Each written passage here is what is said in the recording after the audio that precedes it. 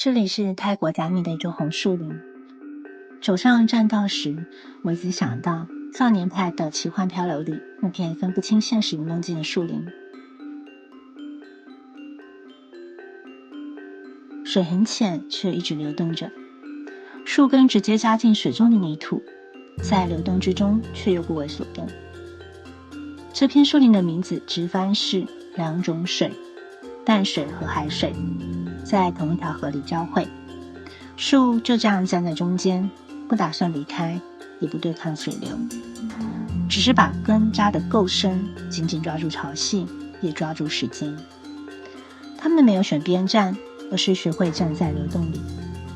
我盯着树根看了很久很久，久到几乎产生了幻觉，仿佛下一秒电影里的狐獴就会从树根后探出头来，就像那句话。